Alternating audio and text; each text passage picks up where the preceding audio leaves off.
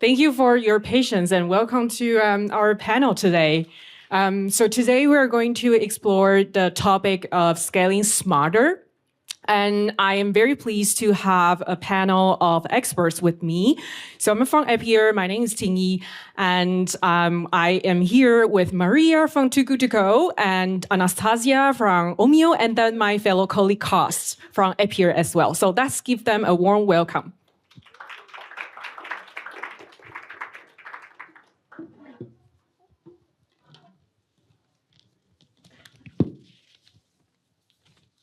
So before we deep dive into today's panel about scaling internationally in a smarter way with creatives, with numbers, and with AI's assistance, I have two fire round questions that I'd like to ask to our panel. So what is the biggest achievement of your brand or your company this year? Anything particular that you like to highlight? And I think this is the best timing because it's the end of the year and we all like to do a little bit of retrospective review. So let's start with you, Maria.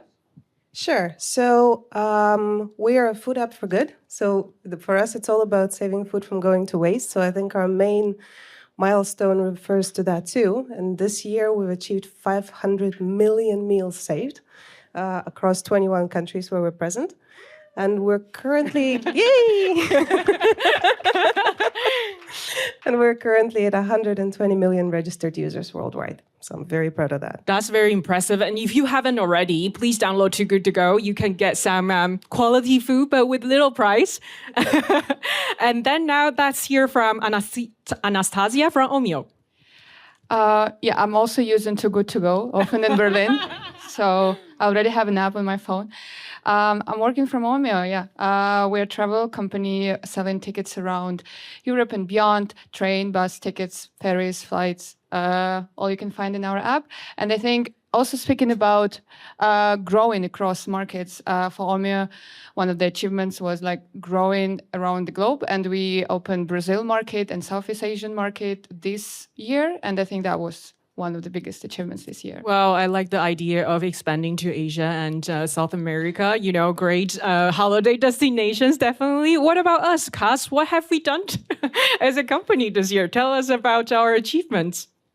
Yeah, I think looking back at last year when we were here as well. So I think for my biggest things that I'm proud of is that last year we won the App Marketing Platform of the Year award. So that was already a really good start of the year.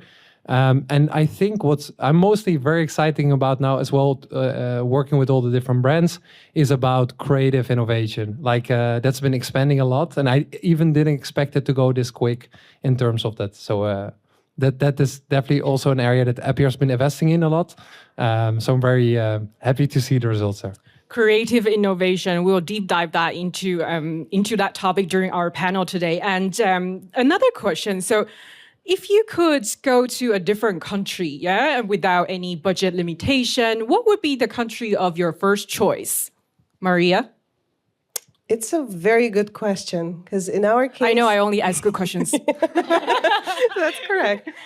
In our case, I think the best markets are the ones with quite high urban density and very tech-savvy population, but also people that are organically would be driven to us in terms of sustainability, maybe more conscious around food and the waste. If I had to just point my finger at the globe somewhere, probably somewhere in Eastern Europe maybe, or maybe South Korea is an option. But for us, it's also very important to be able to establish local presence quite quickly because we're both a B2B and a B2C organization. So we have to have supply in order to satisfy the demand, so that to provide good experience for everybody involved. So the faster we can grow on the B2B side, also the sooner we can scale on B2C. Well, love the idea, although that was supposed to be very creative, but you stay very realistic. I like that. What about Anastasiia? I will name one country, definitely is Japan. I have at least 3 friends this year who traveled to Japan. It's a very hot travel destination nowadays. So that country, yeah, as I said, it's like on the hot trend list. And as well, you have infrastructure there, and it's very mobile-orientated market as well. So that's definitely it. And in Europe, I would name Poland.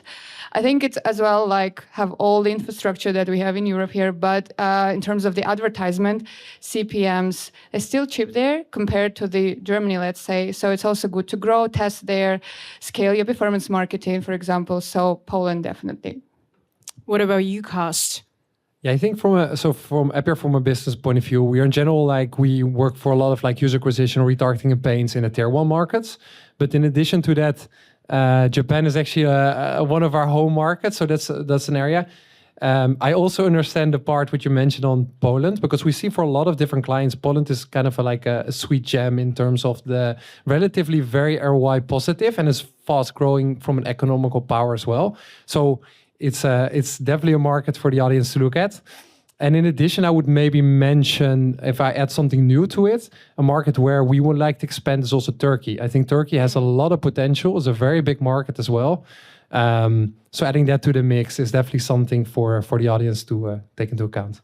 Thank you so much. I think because we talk about going to a country of their choices, what about international expansion when it comes to the realistic side of business? What other challenges do we still see in 2025? I mean, it sounds so easy to say yeah, we decide to expand to this country and go there tomorrow.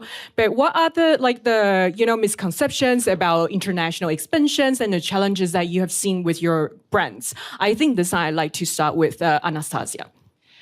I would, of course, mention data limitations, privacy, but I don't want to deep dive in that. We all know it exists. But I think in terms of the challenges, there is one misconception that you can just translate sometimes creators for the local language to localized creators, but unfortunately that will not work. And we really need to think about the cultural aspect, how we can localize creators for the specific market. And it takes time. That's another process that you need to take in your work when you're localizing things to also even growing to other markets. Another thing is that some brands think that they can just scale Meta and Google for a new country and launch a new campaign. And basically that's it about the growing business globally. But we need to think what are local networks in each country. For example, in Japan, we have Yahoo, that also very popular, and we can grow Japan really scaling this network. In South Korea, Kakao, I know that Appier is running Kakao, and that's also a very famous network there that you need to scale to take that market.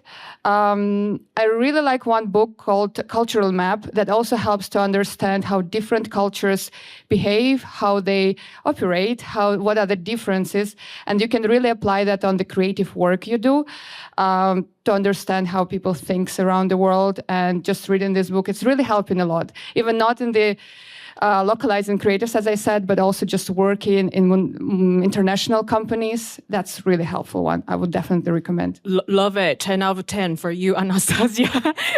Even recommending a book for us. So if you haven't already, put this on your 2026 book list.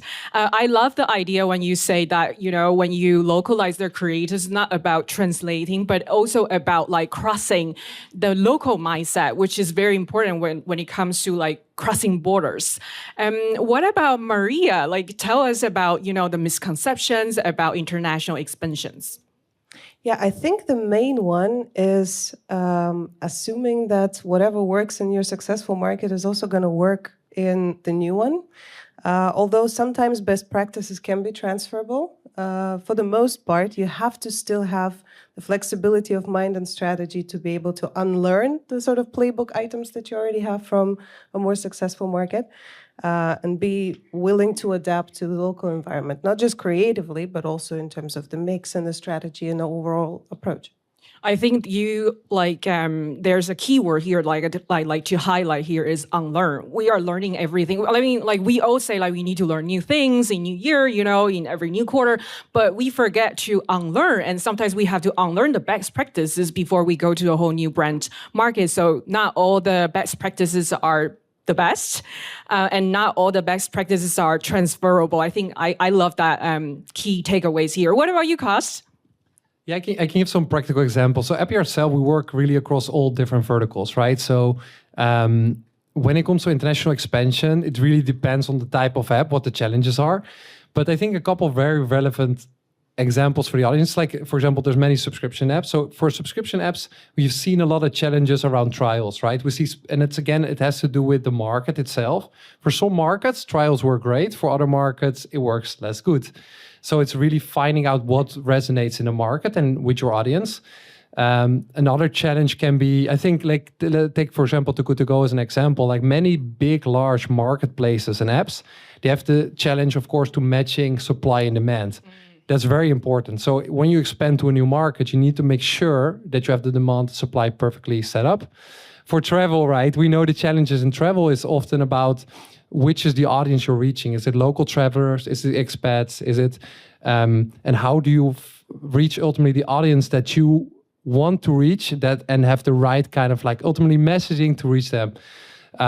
So the challenges are there, but I think again, going back to the topic of creatives and innovation, there's a fantastic new way now to do that at scale, to have a much better resonating way to reach your audience. Yeah. Thank you for your 2 cents, Karst. Love it. I think we talk a lot about international expansion so far. So that's come back to Germany, where we are now, Berlin, because you both or we all have like presences in Germany. Like, tell us a little bit about like, you know, like what kind of like how do you like scaling in a smarter way in a mature and competitive markets such as Germany? We talk about like Poland or Brazil or Turkey as like the new rising markets. What about like entering when you are already in a competitive market? Like, what are the things that you would like to share with our audience today? So for us, it's mostly Germany is still a growth market for us. So we're not yet at full maturity, and we are very lucky to not have that many direct competitors. So we still enjoy rather reduced CPIs and CPAs, but still it's quite a high CPM market. It's very competitive. So for us, even though we're still growing, it's about scaling smarter. It's about aiming for more incrementality versus just brute force scale and brute force installs to be able to actually reach the users that will be valuable for us, and to reach them in such a way to have them convert later. So we see, for example, a lot of success with UGC content that is a bit more relatable to most people and builds a little bit more trust. And Too Good To Go is a very word-of-mouth friendly company. So that also contributes a lot to the scale. But more importantly, it's all about incrementality and actually figuring out the way to reach the most valuable users. So for you, scaling is not about spending more, but in a more economical way that resonates with a competitive market such as Germany. What about you, Anastasiia? What do you think of this, scaling smarter in a mature country like Germany? Scaling in such country have a possibility to test a lot. You have really possibility to diversify your testing, see what really works. Sometimes it's very, very hard to do when you just enter in the market. But I think that will be my also advice just in general, like test a lot, understand what really works, create your playbooks around the countries that are working well. Yes, I also agree with Maria that we can't just copy things that worked, let's say in Germany, to another country, but at least understand how product work there, get some learnings. I think that will be my takeaway here. What about you, Karst? What do you think? Like, what kind of advice can you give to our audience today? Yeah, just to kind of like deep dive on the topic that were already mentioned by Anastasiia and Maria. I think one of the things what we at Appier have done this year, which is really what I'm really proud of, is that we build new technology from an MMM modeling point of view, where we can constantly track, going back to the incrementality topic, constantly track which creative drive how much incremental and ROI performance on the background for clients. So this is an area that we really see as a game changer for clients, to be able to make sure that in those more mature markets, we can continue to drive and higher ROI and higher incrementality. So I think that's why I'm very optimistic for the future, because there's a lot of new technology both on the creative side and both on the incrementality side that will help brands even move faster than before. You talk about like incrementality, and then we talk about ROI and scaling smarter. Like when entering like a brand new market, like at which stage, and sorry, I have to bring this up because we talk about incrementality, I must mention retargeting here. I know that this is a user acquisition zone, but undeniable that retargeting has become one of the most important part of like a user cycle, right? So tell us a little bit about retargeting here today. Like at which stage would you consider using retargeting in, let's say, an unfamiliar environment? And I know this is a very difficult question. Well, in our case, we aim for more new users at the moment. But in certain markets where the maturity is already very high and we have a lot of users that may have abandoned or may have forgotten about us, there's always a lot of opportunity to retarget. But I think we tend to favor more mature markets versus emerging in this case. What about you, Anastasiia? Yeah, I will mirror Maria as well here. But what I will also recommend, I think, is like also budget division. If you still want to test retargeting, most of the budget need to go to user acquisition still. Like, let's say 80-20 basic rule. You still need to create these cohorts and run user acquisition to have people to retarget later, of course. So yeah, follow the rule like 80-20. I think that's just an easy way, yeah. Go ahead, Karst.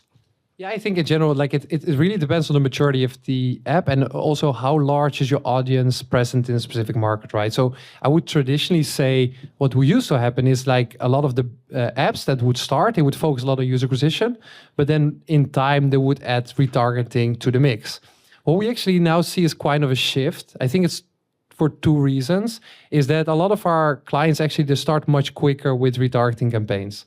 And I think it's has to do, one, with the fact that there's just so much more knowledge about how to best set it up. Because I think that was always the biggest challenge for a lot of our clients.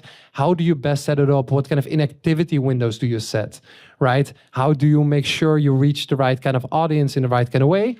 And because we've been able to be much more clear and upfront with clients and much more be like a strategic advisor, we have been able to help them earlier on in the process to make sure it helps. And at the same time, you also see that it's just become more and more known topic in the industry, even more important. And it resonates. What you often see is that user acquisition, actually, and retargeting, they can enhance each other. So they become a very strong. Ultimately, you want to create the best kind of like customer interaction. So working together, it can help actually your campaigns. So yeah, we see it only happening more and more early on for different markets. Yeah. Thank you so much, Karst. Anastasiia, previously you mentioned like entering new countries or expanding to new markets.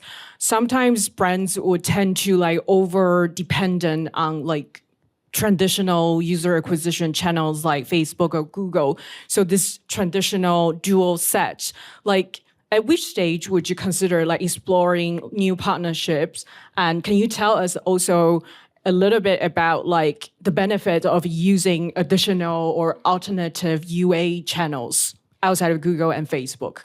Yeah, I honestly believe that we should always look to diversification of the channels and testing new channels once a quarter, once in a half a year should be really must-have be like for acquisition teams and exploring outside the box. What channels can you start? Might be DSPs or like any other channels. I also mentioned some social networks before. And you need to look, first of all, how these channels and test them and look how they perform for you. Sometimes some channels perform better in some markets. We know channels that work better in LATAM if you also want to scale, or work better in Southeast Asia. So you really need to test and see which channels work better for your country, for your goal. And just, like everyone talk about AI, it's also good when company is also following these trends. They use AI for bidding optimization, for targeting, and also on the same page with you on that part. And also it's very good when the company or partner helps you localize creative creatives. We mentioned that before, and help you in the creative process understanding. It's good that partner have experience in some specific market and can come to you and tell you, oh, we know that this worked better. Like in Japan, we did some tests with previous clients, and I think that's main things that, especially in the topic of expansion and going to different markets. Maria, what is your experience of like exploring new UA channels? Well, we tend to diversify quite a lot because a diverse portfolio is a good one. We do have like a plan and a sort of a roadmap of testing various different partners and different channels. But we tend to roll out first in the market that is a bit more mature, but also still scalable and large in our case, like Germany. Also mirroring what Anastasiia has said about testing. And I think also specialized partners in this case are very, very good in terms of flexibility and complementing the big players versus maybe replacing them completely. You need to have a robust strategy for that. So diversity and then complementing what is missing from the traditional channels. What about you, Karst? What's your experience from the clients that you worked with? Yeah, so we're in the programmatic space. So for us, I always tell the clients when they ask like, what do you bring as value outside of the Googles or the traditional channels they work with initially, is we show them where their future growth is coming from. So they can, of course, invest in those platforms, but at a certain moment, it becomes harder and harder to be ROI positive. So that's where we come in, where we can actually literally show them, okay, what is the growth potential outside of it? I can give you one example. For example, we work with a very large food delivery client. And they used to, when we started working with them, they always told us like, our persona, these are household moms. They make the decisions for what type of food we want to have on the table for the families. And there was a clear persona, but we actually found for them when we started to run out campaigns that we found different personas, like for example, women that were playing a lot of video games, that were looking at food options in the evening. So what I'm trying to show with that is that we can help our clients reach a lot of new kind of user groups outside of what they're already doing, being a very strong incremental long-term growth partner, but just ultimately make sure they continue to grow in the different markets they operate in. Love the insight. Thank you, Karst. So I'd like to talk a little bit about creatives, because what is a user acquisition panel without talking about creatives, right? So this question is about AI, because it's what we talk about every day nowadays. So tell us a little bit about like how you adapt AI in your creative strategies when you enter a new country. Maria? Well, we do tend to use it for localization purposes to be able to do this faster, but we still believe that humans are really important to still make it very, very relatable. So we tend to combine the two. And of course, translations, copy generation sometimes for inspiration purposes, inspiration as well. So there's quite a lot of different applications that you can find for AI in the creative process too. Anastasiia, what's your take on this? Like, I see hesitation. So do you see like we need to strike a healthy balance between relying on the traditional sources and the AI platforms? Oh, yes, of course, you still need to rely on AI when you think about ideation or translation or localization. But what also I think good, especially when you expand it for different markets, is like have let's say, a calendar of things that happen in the market. And so you can adapt your creatives for the local events. Let's say like Oktoberfest in Germany, like in our case, people really travel a lot for Oktoberfest, and we can localize creatives. The same as in any other country, there is specific events that people tend to travel or tend to do things in certain ways, so you can localize your things. And you can also use AI to create such calendars and think in advance and actually plan your creative process. And as also mentioned, there are so many tools right now in the market that you can use to create things and creatives. I think also very good to push UGC content in general, and as well having AI, it's very easy to localize this thing, using personas of different markets and using maybe even specific accents in your videos to also localize things in a specific way. that really help. And yeah, let's embrace that. That's really nowadays thing. Thank you so much. You give us a lot of ideas of how we can incorporate AI platforms in like creative ideations or creative productions in our day-to-day life. Because what about us? We pride ourselves as an AI first company. So maybe you can tell us a little bit about our AI, contributions in creatives. No, 100%. So what Appier did is Appier acquired I would say the best creative production company in the world. And I think what's really exciting about this for us specifically is we've been talking a lot about like the growth in terms of incrementality, but also growth in terms of ROI. And I would say what we do a lot with our clients now, it's kind of threefold. It's like, for example, think about entering, for example, a very popular market for our clients always to enter is Japan. Look, I think it's a beautiful case. Like I think every single market to enter is difficult, but Japan is a very unique market. So it's a good example. So we help the client really understand what works locally in the market. And we have local teams there to really support them. But secondly is where it becomes very interesting on the creative side. So what we do there is, first of all, we make sure that our clients have all the different assets. So all the different creative assets, if we need to help them produce, etc., we help them with that in order to have the widest range of using different kind of traffic that ultimately, again, then we can optimize towards the most incremental, high performance placements. So then what we do is we identify then which kind of creative formats and what kind of like messaging, what kind of like storylines really drives that growth going forward. Using that knowledge back in order to really accelerate production for those formats that drive the highest incremental growth for clients in a specific market going forward. And of course, taking the local perspective into account, but also I would say what I find so exciting about this space is it gives brands the opportunity to stay much closer to their brand messaging because they can use AI to more at scale create creatives that really are ultimately the voice of the company is going out there. Like take Too Good To Go, right? Resonating with making sure food waste stops, right?